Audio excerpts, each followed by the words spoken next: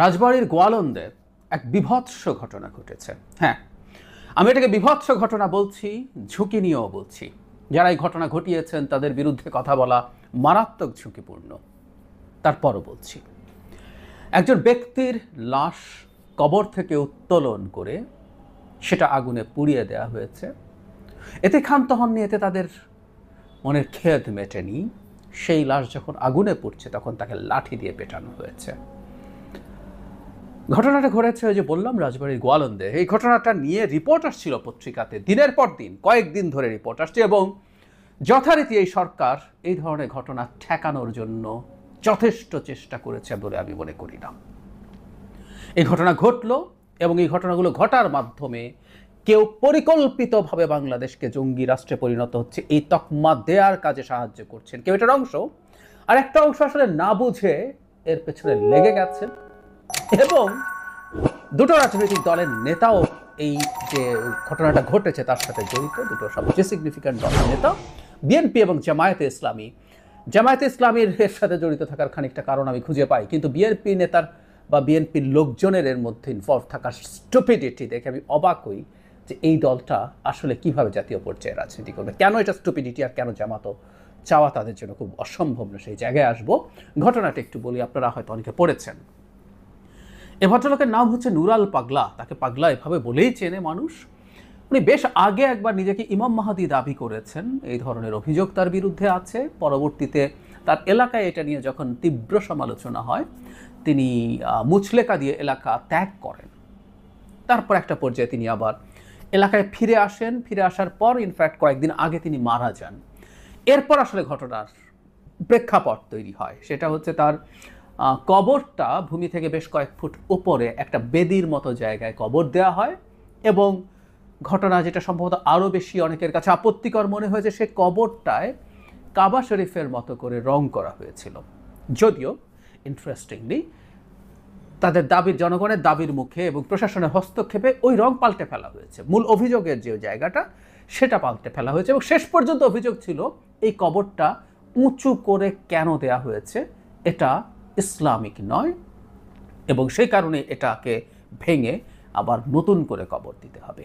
শেষ অভিযোগ এটা। আবারও বলছি, কাবার আদলে এটা তৈরি করা এবং কাবার মতো রং করা নিয়ে অভিযোগ যেটা ছিল সেটা শেষ করা হয়েছিল, এটা রং পাল্টে ফেলা হয়েছিল, কিন্তু পরবর্তীতেও তাতে ক্ষান্ত হয়নি। ইমান আকিদা রক্ষা কমিটি নামে একটা কমিটি, যেখানে ইমামরা ছিলেন, অন্য ধর্মগুরুরা ছিলেন, ওখানে জামায়াতের আমির ছিলেন, ওখানে বিএনপি সম্ভবত মেম্বার সেক্রেটারি বা ওই এলাকার মানে খুবই উচ্চপদস্থ একজন ছিলেন, সবাই এর মধ্যে আছেন, এবং তারা দফায় দফায় সময় দিচ্ছিলেন প্রশাসনকে। তারা প্রথম ওই পরিবারকে বলেছে, সেটা না হওয়াতে তারপর তারা প্রশাসনকে স্মারকলিপি দিয়েছে, এবং বৃহস্পতিবার তারা সংবাদ সম্মেলন করে ঘোষণা করেছিলেন শুক্রবার ওইটার প্রতি তারা একটা মার্চ করবেন। সো প্রত্যেকটা জিনিস পরিকল্পিত ছিল, এবং কারা কারা এর সাথে জড়িত আছে সব কিছু প্রশাসন দেখেছিল, কিন্তু কোনো পদক্ষেপ অগ্রিমভাবে নেওয়া হয়নি। রাদার যখন এই লোকজন যাওয়া শুরু করলো তখনও যথেষ্ট প্রস্তুতি ছিল বাধা দেওয়ার বলে আমার মনে হয় না। ওখানে যে পরিমাণ পুলিশ ছিল সেটা তাদেরকে রীতিমতো তাদের গাড়ি ভাঙচুর টাংচুর করে, ওখানে পুলিশ বা অন্যান্য সরকারি কর্মকর্তা যারা ছিলেন তারা আহত হয়েছেন করে ওই মব ওখানে যায়, সেখানে কবর থেকে ওই ডেড বডি তুলে নিয়ে আসে, পড়ায়, এবং বললাম এক বিভৎস নারকীয় কাজ ওখানে সংঘটিত হয়। নুরাল পাগলা ইমাম মাহাদি দাবি করা বা পরবর্তীতে কি হয়েছে, কবর দেয়া কেমন হয়েছে, সেগুলো যারা এই ব্যাপারগুলো জানেন বোঝেন তারা সেগুলো নিয়ে কথা বলবেন।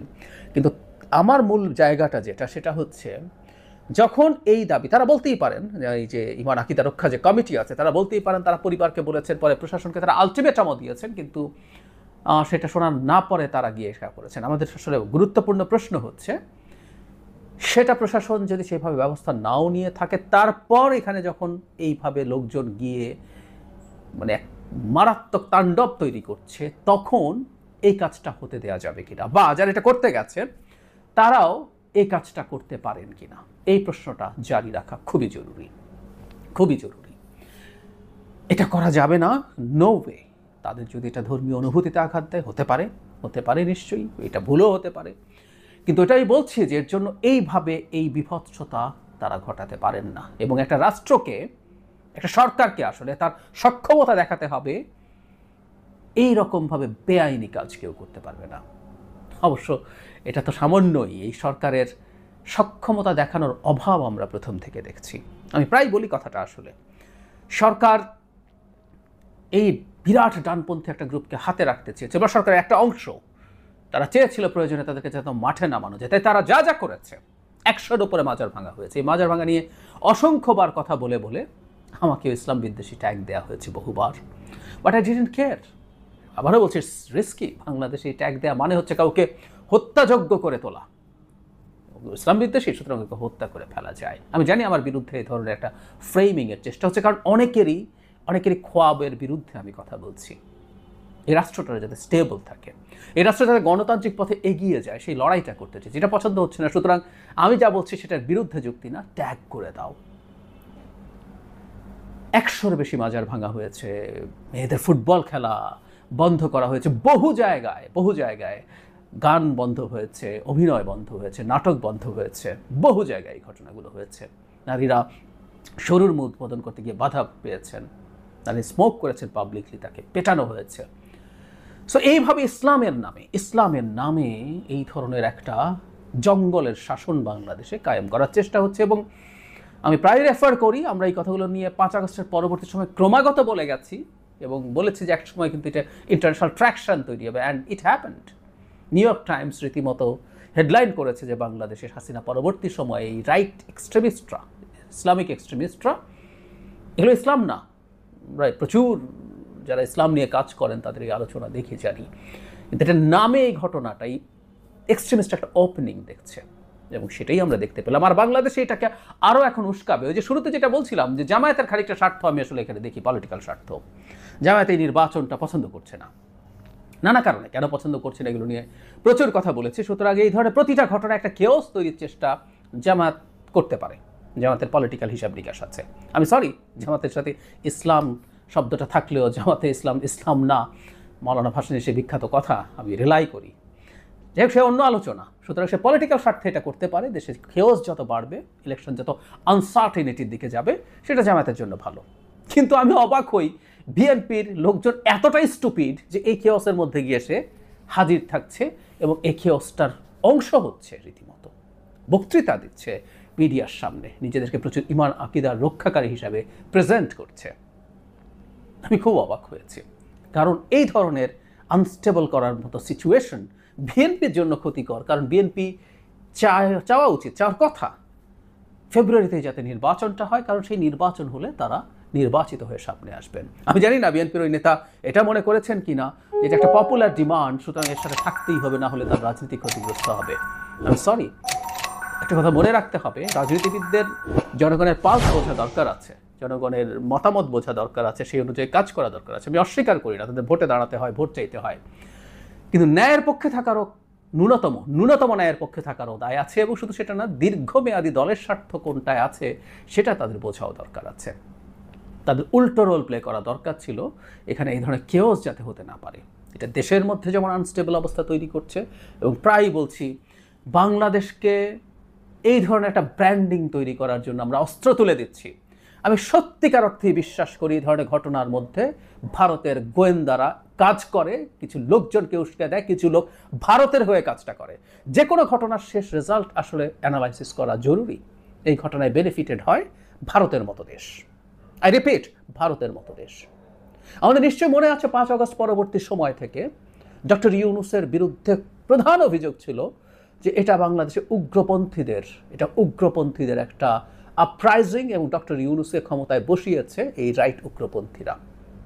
হালে পানি পায়নি ডক্টর ইউনূস ছিলেন বলে, কিন্তু এটা ক্রমাগত করেছে। যেন মাহফুজ আলমকে হিজবুত তাহরিরের নেতা হিসেবে প্রেজেন্ট করার চেষ্টা করেছে ভারতের বিরাট একটা অংশের পাবলিক ইন্টেলেকচুয়ালস, সো কল্ড, যদি আমি প্রায় মনে করি আসলে আওয়ামী অ্যাক্টিভিস্টের মতো কথা বলে, হোয়াট এভার, এই ছিল তাদের ন্যারেটিভ। এখন আমরা যখন ক্রমাগত এই কাজগুলো করতে থাকি, ভারতের ন্যারেটিভ স্ট্রেংথেন হয়। সারা পৃথিবী কিন্তু আবার নতুন করে এই ইসলামোফোবিয়ায় মানে ন্যারেটিভ খাওয়া শুরু করছে, এবং সেই ন্যারেটিভ ভারত তৈরি করছে। ভারত, অনেকবার বলেছি, ভারতের অভ্যন্তরীণ রাজনীতির স্বার্থেই এটা করবে। সুতরাং বাংলাদেশে এই ধরনের ঘটনাকে সে উস্কে যাবে।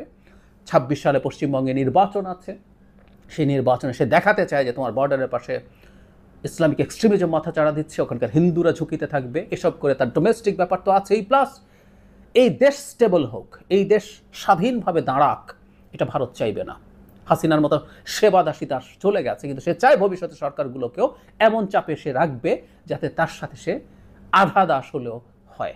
সুতরাং যতই বাংলাদেশকে এই ধরনের ট্যাগ দেওয়া যাবে, ভবিষ্যতের সরকারকে তত চাপে রাখা যাবে। এবং আমি নিশ্চিতভাবে বলছি, এই ধরনের কাজ যারা করছেন, একটা অংশ না জেনে করছেন, এ ধরনের নানান রকম উস্কানিতে পা দিচ্ছেন, কিন্তু একটা অংশ তাকে যতই মোল্লার মতো দেখাক, হুজুরের মতো দেখাক, তাকে যতই ইসলামিস্ট মনে হোক, একটা অংশ আসলে ভারতের রয়ের পরিকল্পনায় এই কাজগুলো করছেন। আগে, এখন, সব সময় আমি তাদেরকে এভাবেই বুঝতে চাই।